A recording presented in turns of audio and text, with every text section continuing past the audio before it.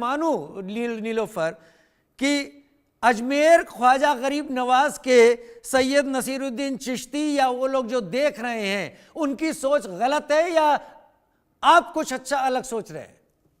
देखिए राजीव जी, हर किसी को अपना अपना मौकिफ रखने का हक है। उन्होंने अपना मौकिफ रखा, हम उसकी रेस्पेक्ट करते हैं।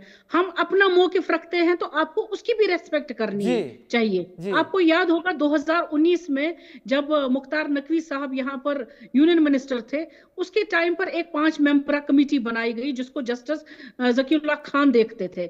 उसमें उसी वक्त उन्होंने कहा था कि हमें डिजिटलाइजेशन स्टार्ट करनी है, टैग करना है यहाँ की प्रॉपर्टीज, ट्रांसफर 100% जो है इसका फंडिंग गवर्नमेंट की तरफ से आएगी, ताकि ये फिर से एक तो खुद कफील भी हो जाए और साथ में ट्रांसपेरेंसी होकर भी ये सामने जो काम कर सके यहाँ के लोगों के लिए।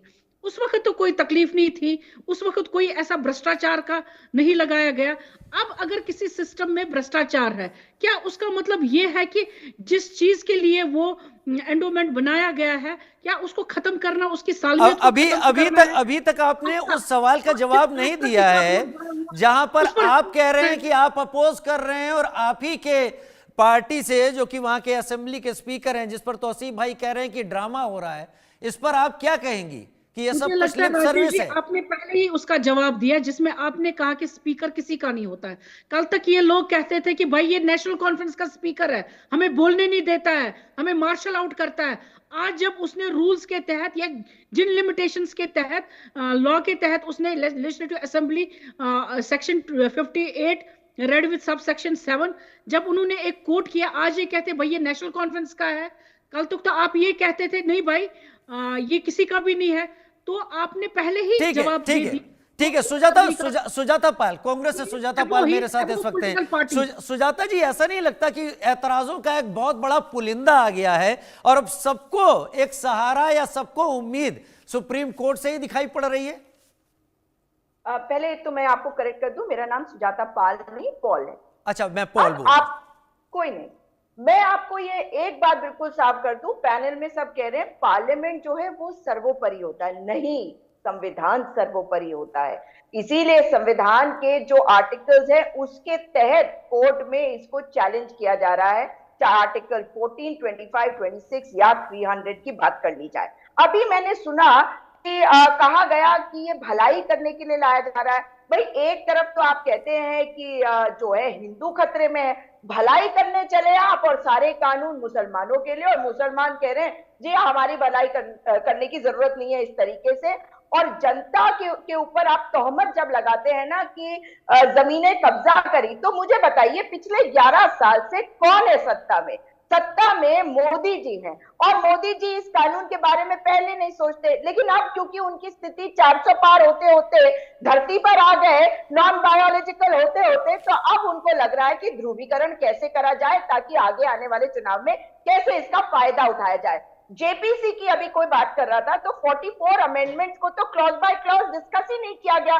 यही तो दुविधा थी। और जिस तरीके से अमित शाह जी ने धमकाया था पार्लियामेंट के अंदर खड़े होकर कि ये कानून बन जाएगा, तो कैसे नहीं मानोगे? कभी आपने देखा है किसी गृह मंत्री को इस तरह से विपक्ष के साथ बात करते हुए? जनता ठीक है। अरविंद गुप्ता बीजेपी के विधायक जो कि इस दौरान असेंबली में मौजूद थे, क्या उन्होंने देखा, क्या उनका कहना है? अजय जांड्याल से बातचीत सुन लेते हैं।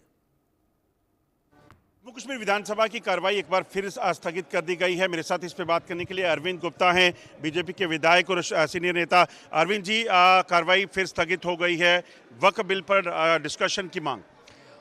आज भी जो सत्ता दल पार्टी थी वो वक्फ बिल पे डिस्कशन की बात कर रही थी। जब स्पीकर साहब ने बोल दिया है कि जो वो है अंडर सब जुडिशियल मैटर है, उसमें वो बातचीत हाउस में हो नहीं सकती है, फिर इन्होंने हल्ला गुल्ला किया और ये बाहर हाउस जो है आधे घंटे के लिए वो किया, स्थगित किया गया है। हम क्वेश्चन आवर्स की बात कर रहे थे कि आगे स्पीकर को नॉर्मल तरीके से चलाया जाए, लेकिन जब जो राष्ट्रवादी मुसलमान हैं वो इस जो वक्फ बोर्ड का बिल आया उसके लिए खुश हैं।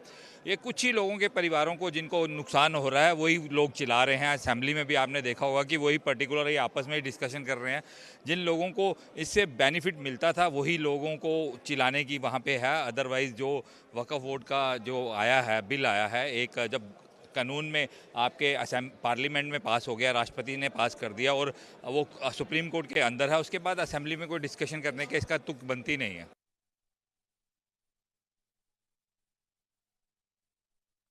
सोहेल काज़मी, अभी बीजेपी के विधायक ये कह रहे हैं कि जिन लोगों को बेनिफिट मिलता रहता था अब उनका बेनिफिट छिन जाएगा, इसलिए वही ज्यादा तादाद में इसको अपोज कर रहे हैं। बिल्कुल बिल्कुल राजीव सर, अगर आप देखें जम्मू कश्मीर में इससे पहले वक्फ बोर्ड 2021 में बना है और उससे पहले जितने भी यहाँ वक्फ बोर्ड थे वो उनको वक्फ बोर्ड नहीं बोला जाता था, औकाफ डिपार्टमेंट या औकाफ इस्लामिया बोला जाता था। और जितनी भी सक्सेसिव सरकारें रही हैं including the first prime minister थे शेख मोहम्मद अब्दुल्ला, वो इसके चेयरमैन रहे बहुत साल और उसके बाद उनकी बेगम यहाँ रही। उसके बाद जितनी भी सक्सेसिव गवर्नमेंट आती थी यहाँ पे अपने किसी बंदे को अपीज करने के लिए चेयरमैन बनाया जाता था। और वो जितनी भी खुर्द फुर्द है जम्मू कश्मीर में भी तबाही है औकाफ की, वो आप देख रहे हैं। और जो जमीनी हकायक पे यहाँ हमारे जो कब्रिस्तान है, क्योंकि मैं इसमें खुद मेंबर हूं, तो मैंने देखा कि हाँ तो तबाही है, इंक्रोचमेंट पे इंक्रोचमेंट से कोई क्या वाकई ट्रांसपेरेंसी लैंड माफिया ने जम्मू कश्मीर में भी वक्फी जमीन पर कब्जे किए हुए हैं? तबाही, जमीन पे कब्जे नहीं किए हैं, आधी से ज्यादा जमीन खा चुके हैं। और आप यकीन मानिए जो चिश्ती साहब कह रहे हैं, जो जिन 5 पॉइंटों का वो जिक्र कर रहे हैं, सैयद नसीरुद्दीन चिश्ती, हाँ बिल्कुल वो चिश्ती साहब ठीक कह रहे हैं। वो अमेंडमेंट मैंने भी पढ़ी है और अच्छी तरह उससे एक ट्रांसपेरेंसी आएगी और जमीनी हकायक पे बेनिफिट होगा अगर इस पे काम अच्छी तरह करने दिया तो। जरा एंटीलिया के बारे में भी पूछ लीजिए। नवाब मलिक जी ने उसका विरोध किया था और मामला सुप्रीम कोर्ट भी गया, हाई कोर्ट भी आया, क्योंकि सुप्रीम कोर्ट ने कहा पहले हाई कोर्ट जाओ। अब उसके बारे में बता दीजिए ना। नवाब मलिक तो अब भाजपा के साथ है।